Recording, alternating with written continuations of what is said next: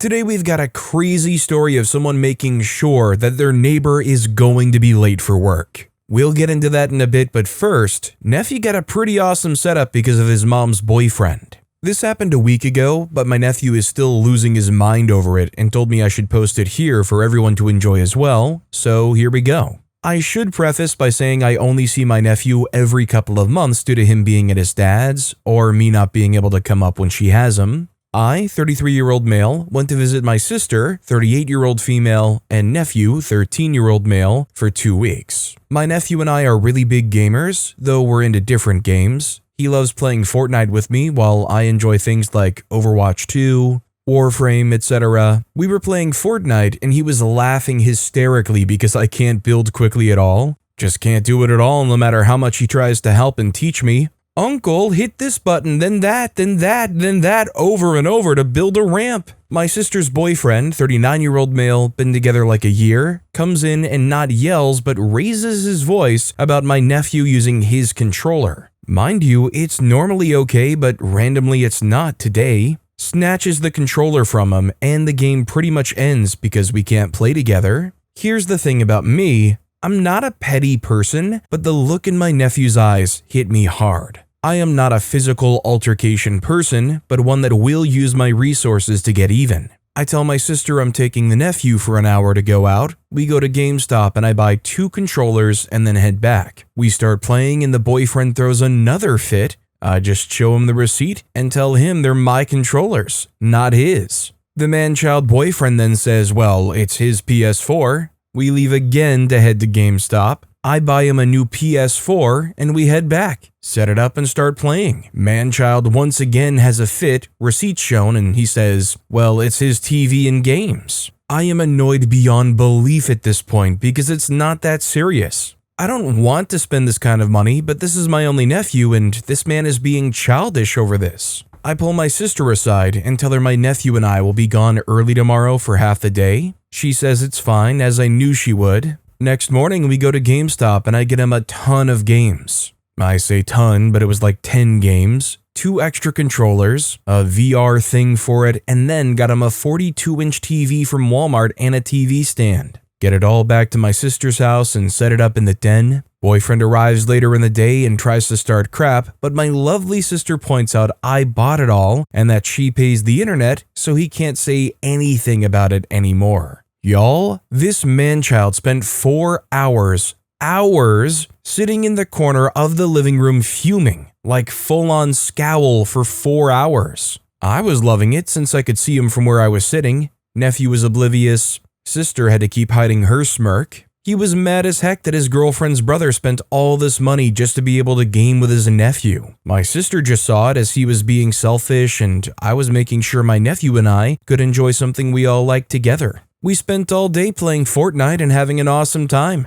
I never felt so petty, but freak's sake, it felt so good. No, I still can't build to save my life. Yes, my sister can build better than I can, and also yes, she did game with us while he fumed. She told me if I ever have kids that she'll buy mine the latest and greatest game system when it's time. We also try to play together every other night now, since my nephew now has no one to tell him that he can't use his PlayStation or his controllers. Questions I was asked in the other community. My sister normally has a boyfriend like this for 1 to 2 years and then finds another one. It's complicated. It's one of those I can fix him / lost puppy syndrome things. I didn't plan to go as far as I did with what I bought, so that's why I didn't get a PS5 in the beginning, and everything was pre-owned from GameStop and the TV was a TCL, so only $160. A lot of the accessories were me feeding off my nephew's excitement at the store. Edit/update. I linked this post to her because a few of you said to show her what was being said. She was ticked that I would put her business out like that, but I told her no one knows who she is unless she comments or tells people, so she's anonymous.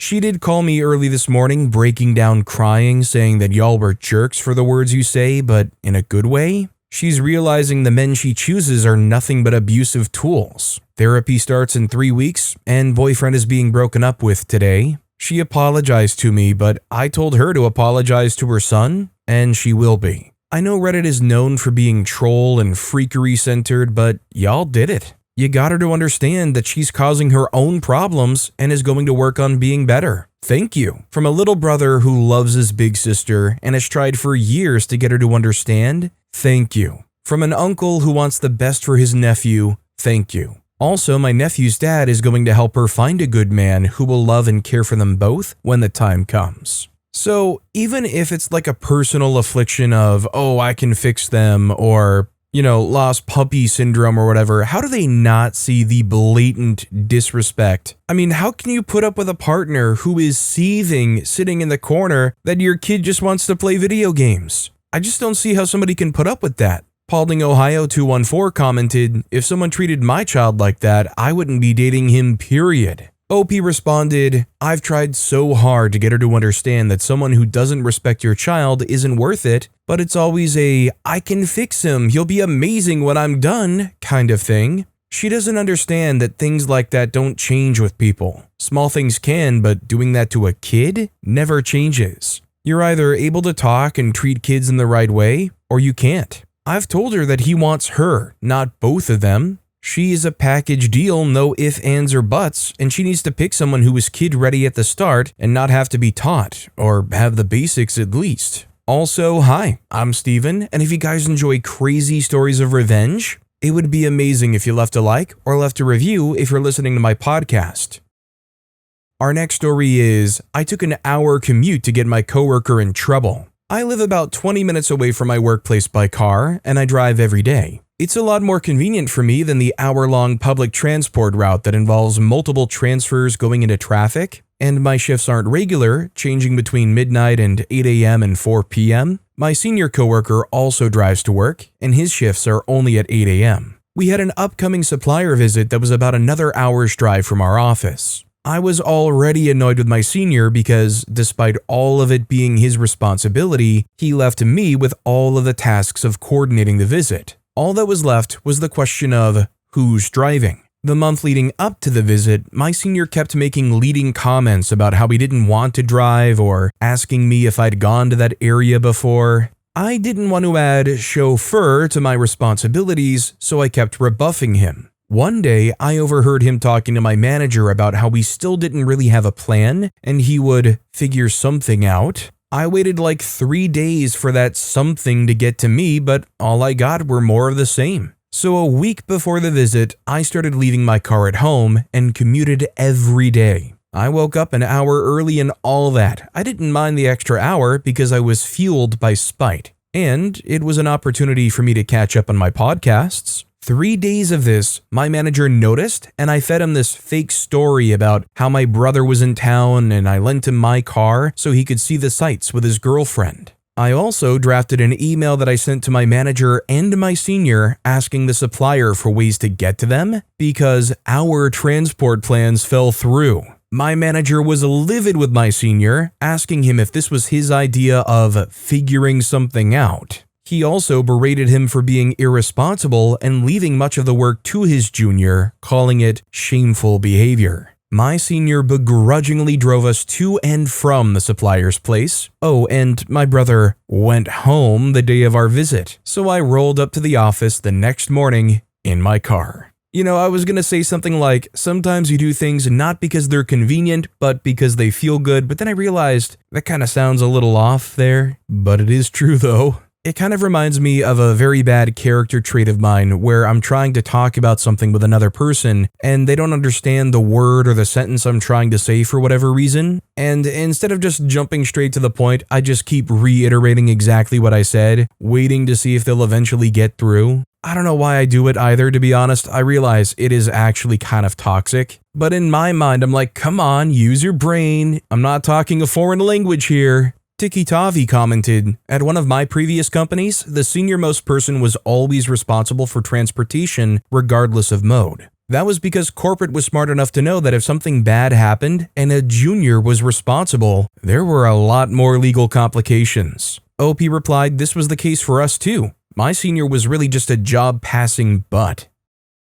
Our next story is, teased a short person at the supermarket by holding something just out of reach. Had an odd one this morning. Went to do the shopping this morning here in New Zealand. It's 9 a.m. on a Tuesday, so it's very quiet, and with Pack and Save's famous wide aisle policy, there's plenty of room for everyone. Or so you would think. I stop in front of the milk, and just as I'm grabbing it, someone bumps into me with their trolley. Not my fault whatsoever, but I just turn around and say sorry anyway. They just respond with the vacant death stare. I just walk away. We're not a confrontational people by nature, and as rude as it was, no harm was done. Plus, I figure they might not speak English. Then a couple of minutes later, I turn into the aisle with oil and I hear, "Excuse me." I glance over and it's the same person. They just point at the olive oil on the top shelf that they can't reach. I'm kinda stunned at the audacity of asking me for help, but I keep my cool and ask if she wants the virgin or extra virgin.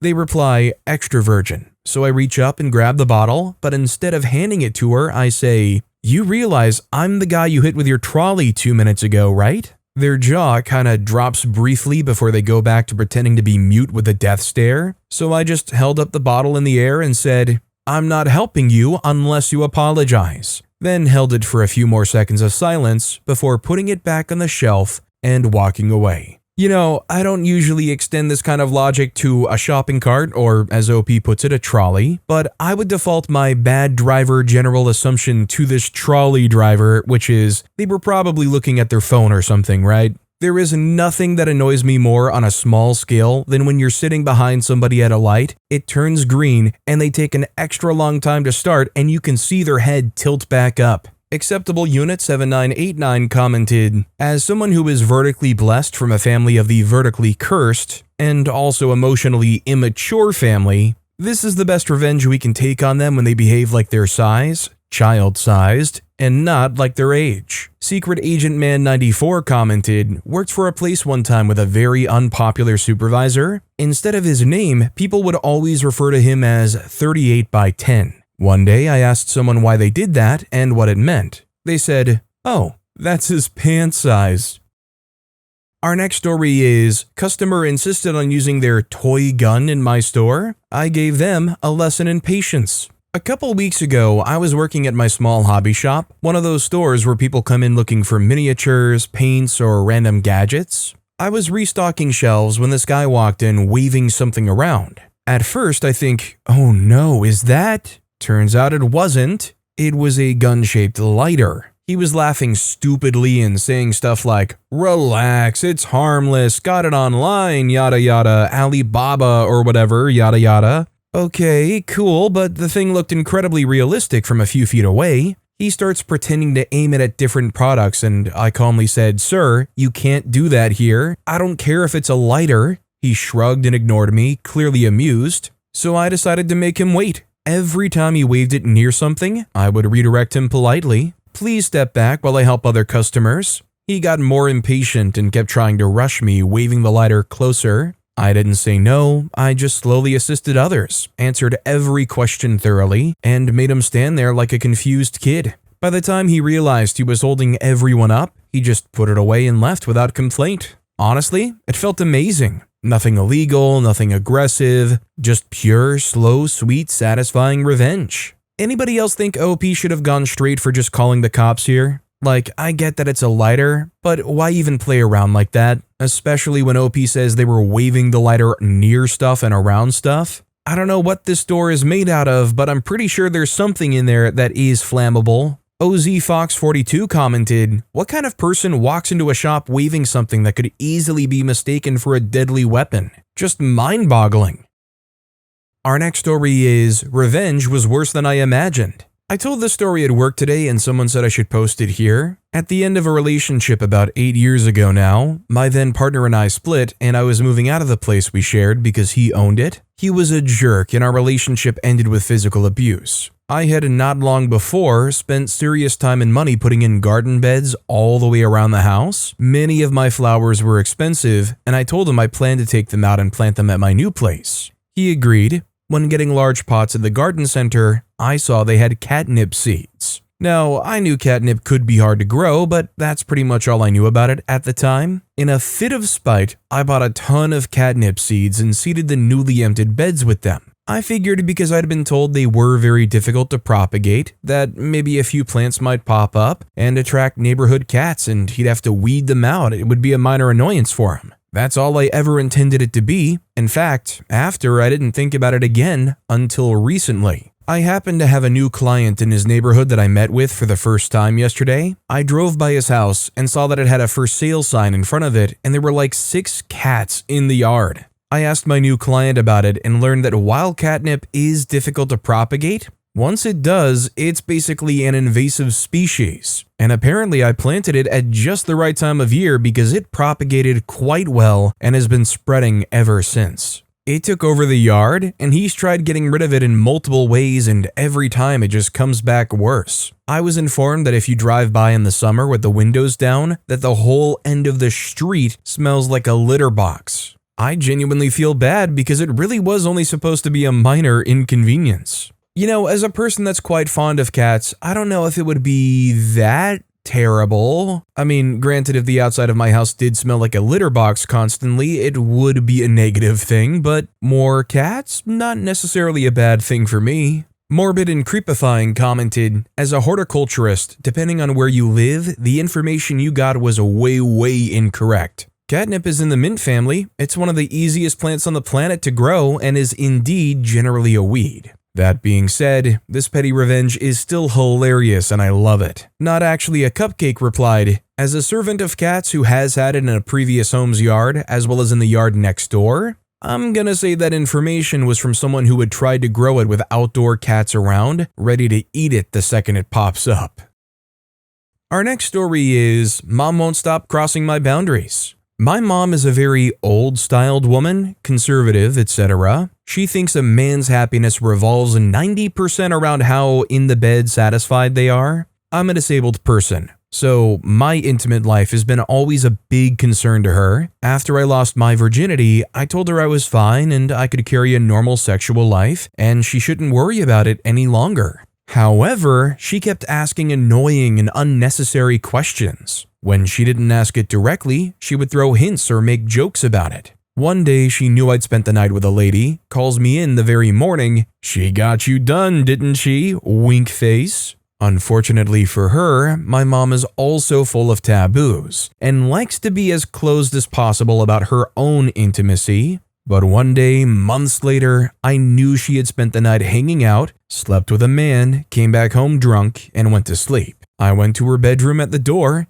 He really got you done, didn't he? Wink. She didn't joke anymore. Before you ask, I told her many times that I'd had enough and there were no more reasons for her to keep being pushy about my intimacy. I did it to her when talking wasn't working, and I had enough. It always stunned me, to be honest, to see kids who openly talk to their parents, maybe not in like great detail, but very openly communicative about those kinds of things. Like, to be honest, I just couldn't see myself talking to my mom or my dad and being like, yeah, spent the night at so-and-so's place and we had a intimacy or whatever. Especially not some, they really got me done. Substantial Push 658 commented, when I was a teenager, I had a computer in my room and I would love to live with my door locked. The obsessive knocking and wanting to know why I have my door locked wouldn't stop with just my mom, but any aunt that would come to visit. Jump to maybe a decade later after my divorce, I came back home to lick my wounds and get back on my feet. Late 20s, and she,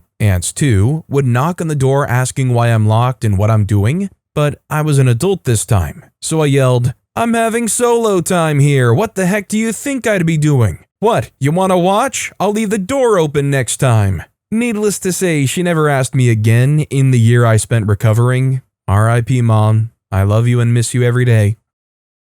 Our next story is downstairs company using our bathrooms. Happened to my friend. So my friend owns this tech company and he rents a space with other companies in the building. One of the companies started using their bathroom because they don't really clean their own bathrooms. So they're always very disgusting and full of, let's say, fluids. They have the audacity to come upstairs and use the bathroom of my friend's company who hired cleaning staff to keep their part of the building clean. Not only do they not clean after themselves, but they use an ungodly amount of toilet paper. Well, this time, they used all the toilet paper. Coworker who hates that habit anyway had enough because he had to bring his own TP and they stole it for their own bathroom. He knows this as his TP is blue. He went to their bathrooms and stole each and every TP roll he could find and installed a padlock on the toilet of my friend's bathroom, but also on their bathroom. Let's see what happens Monday. I mean, I like what OP's friend did here until I think about how much they stressed these people are the most unhygienic, uncleanly people in existence. They got the toilet paper back, but is that toilet paper tainted toilet paper?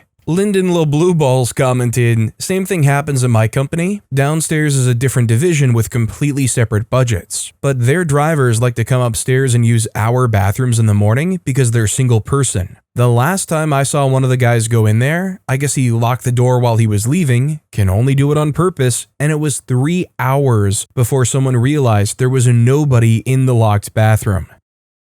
OP then went on to post an update story, update downstairs company poopers. Previously on, Coworker got upset that downstairs company poops in upstairs company's toilets, leave messes, and even steal TP. He was so fed up he padlocked all the bathrooms of both companies, so like 3. Apparently they weren't in the building a lot this week, but also one person wanted to use the bathroom outside work hours, so even if they wanted to unlock the bathroom, no one was there, and almost made a mess in his pants. He left a very angry letter. Wasn't enough for the coworker though, he wanted a confrontation. So yesterday, it happened. 3 or 4 very angry men went into their office and started making a scene. For my country, that means saying, "Excuse me, can we talk behind closed doors?" So Coworker, his boss, my friend, and the other company sat together and talked it out. About 10 minutes in, they realized they really have no leg to stand on since the boss didn't even realize his workers were using the upstairs bathroom, which he was appalled with, and also the news of stealing toilet paper, which first they wanted proof of, but also quickly realized that it was stupid having CCTV at the front, and of course, the color issue. The boss was very embarrassed and promised it wouldn't happen again. The best part though was when one of them asked for the padlock key or if he could use their bathrooms since he had to go so bad he couldn't stand. He had to sit anymore. Grown butt man doing a pee dance is the best. They, the boss, apologized by bringing breakfast this morning. Coworker was very pleased with this result as he not only made 1 but almost 2 people poo themselves. He's sad that it was only almost. I guess they won't be back so soon. Our next story is, I managed to make my neighbor late for work. So I just have one of those neighbors who doesn't break the law, but does everything in her power to make sure she's annoying in one way or another. To begin the story, it's useful to note that my mom is disabled and needs a wheelchair to do anything. My neighbor is well aware of this and has always taken every single opportunity to make sure she ruins our day. I live at home with my mom and dad, who works late, so I'm usually the one who has to deal with her. My neighbor is renting the rooms in her house to a lot of different people, so there's always different cars being parked in her driveway, and it's hard to know whose car is which. But there is more than enough room for all of their cars. Also, for security reasons, where I don't live in the best area, it's best I park in front of my own house too, in case the Ring doorbell deters anyone away from car theft or anything like that if anything happens. For some reason though, she thinks that to give her tenants the best experience, she should always leave a few spaces on her drive in case they have visitors. So time and time again, she has parked in front of our house.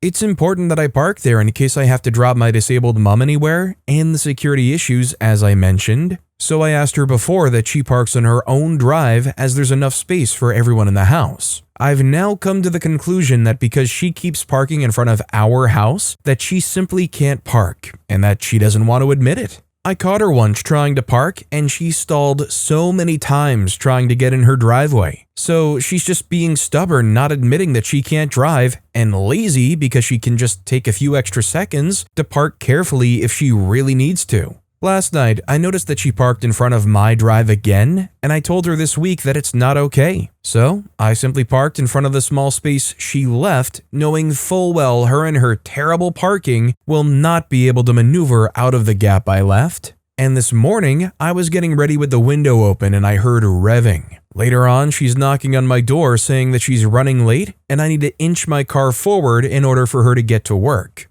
I wet my hair as if I was getting out of the shower, put a towel around me, and peeked through the narrowest crack in the door to answer her. I told her that you've just disturbed me taking a shower, so you'll have to wait at least a few minutes. It's not my fault she can't listen, and it's not my fault she doesn't want to learn or take the time to park on her own drive. I was about 20 minutes in the shower, and I noticed in that time she did manage to pull away. But now I think I'm going to do this every time she parks in front of us and make it really hard for her. So, am I understanding it right that OP's driveway is being blocked? I mean, I guess it's not clear if OP actually even has a driveway. I definitely feel for OP though, because obviously it would be great to have that spot right in front of their house when they have a relative with disabilities that they've got to help. Should the neighbor be accommodating? I think so. In the eyes of the law though, is there anything going wrong? I think it gets a little bit more difficult there, unfortunately.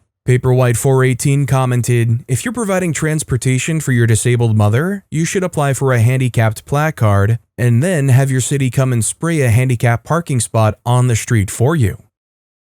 Our next story is high school student. I teach English as a second language in a non-Anglophone country. I'm walking up to the high school with my earbuds, mentally prepping myself for my day. I have ADHD, so my memory's not great and I mostly function because I write things down. I have a notebook for each class where I write down what actually happened. Teachers know there is the plan and then the reality. The school has an online portal where I plan out the progression each semester. Grades are almost closed for the term, and the rule at my school is you need at least 3 grades per class. It's fine, it's not that many, but I have 8 classes, over 200 students, so it's actually kind of overwhelming, especially because some of my class sizes are too big to manage, really, like 36 kids in a 55-minute class, and so many of them don't come prepared, don't listen, just chat, cheat on tests, etc. So the classes where I spend more time policing than teaching, I'm low on grades for. Okay, so I'm rolling up and one of the students outside walks up to me like, "Oh, madam, how can you give us a quiz with such little notice? It's not fair, da-da-da." No, can I have a minute? No, how are you? Just direct launch into tirade. Now, I have no idea what he's talking about, but it's not only my right to give a small quiz with a very little heads up, as it is to do pop quizzes for classes who don't work in class. So I defend myself like, this is my right as a teacher, as long as you studied, you'll be fine. But I'm wondering, wait, what the heck was he talking about? So I go to their class's notebook and oh yes, I did announce a quiz for them a few days ago on like 10 vocabulary words. Cool, bro. Thanks for reminding me. I had 100% forgotten. But I didn't care for the accosting manner in which he did it. So, instead of punishing him, when I gave the quiz to the class, I simply said, "Everyone thanks student for reminding me we had this quiz." I had totally forgotten. Before anyone gets ticked, it was a 5-word vocab quiz that was fairly easy. Oh god, everybody knows that kid in class. Teacher, weren't we supposed to have a quiz?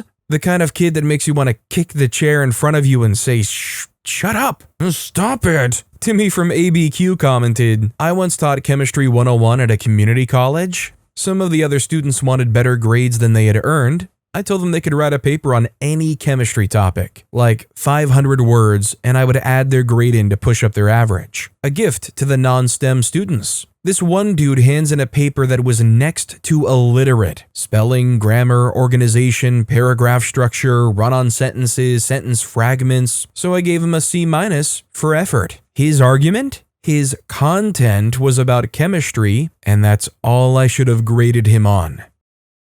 Our next story is, I keep misspelling coworkers' names. I have a corporate job that requires me to write several emails a day to sales reps. Sometimes these reps have to get back to me, and when they do, they always misspell my name. For reference, I don't have a hard name, but it's different than how a lot of people spell it. It would be like if you spelled Sean, S-H-A-U-N, S-E-A-N. It's correct, but less common. Anyways, what bugs me is that on Outlook, they literally have to search my name, meaning they have to find me by my correctly spelled name, but when they address me in the email, they misspell it. To alleviate this problem, I've been purposefully spelling people's names wrong when I address them in emails. An Austin might be an Austin with an E-N. A Don might turn into a Dan. Stuff like that. It's small, but so far it's been effective at making sure they don't do it again. So as a Steven, I definitely relate to this plight quite often. There have been a not insignificant amount of times where I have some kind of professional email correspondence,